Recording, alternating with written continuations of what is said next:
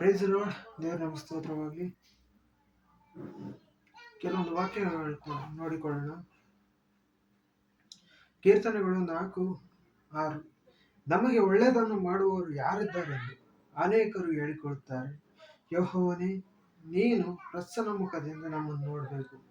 ಆಮೇಲೆ ಈ ಲೋಕದಲ್ಲಿ ನಾವು ಇದ್ದಾಗ ಅನೇಕರು ನಾನಾವಾದ ವಿಷಯಗಳನ್ನು ಮಾತಾಡ್ತಾರೆ. ಅದು ನಮ್ಮ ಕಿವಿಗೆ ಬಿದ್ದಾಗ ವಿ ಮಸ್ಟ್ ಸೈಲೆಂಟ್ ಕೊಡ್ಬೇಕು.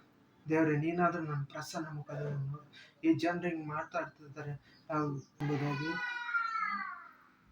ಅನೇಕರು ಮಾತಾಡ್ತಿರುವಾಗ ದೇವರ ನಾವು ದೃಷ್ಟಿಸಬೇಕು. ದೇವರ ಹತ್ರ ನಾವು ಬರಬೇಕು.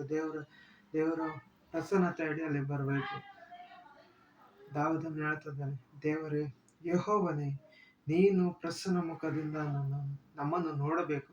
ಕುಟುಂಬದಲ್ಲಿ ಆಗಿರುವಂತಹ ಎಲ್ಲ ಒಂದು ಕಹಿ ಘಟನೆಗಳನ್ನು ಜನರು ಹಿಂಗೆ ಮಾತಾಡುವಾಗ ದೇವರ ಅಡಿಯಲ್ಲಿ ಬಂದಿದೆ. ದೇವರ ಪ್ರಸನ್ನತೆ ಅಡಿಯಲ್ಲಿ ಬರಬೇಕು. ಆಗ ದೇವರು ನಮಗೆ ಬಿಡುಗಡೆ ಮಾಡುವಂತ ಶಕ್ತನಾಗಿದೆ. ದೇವರು ಈ ವಾಕ್ಯವನ್ನು ಆಶೀರ್ವದಿಸಲಿ. ಆಮೆನ್.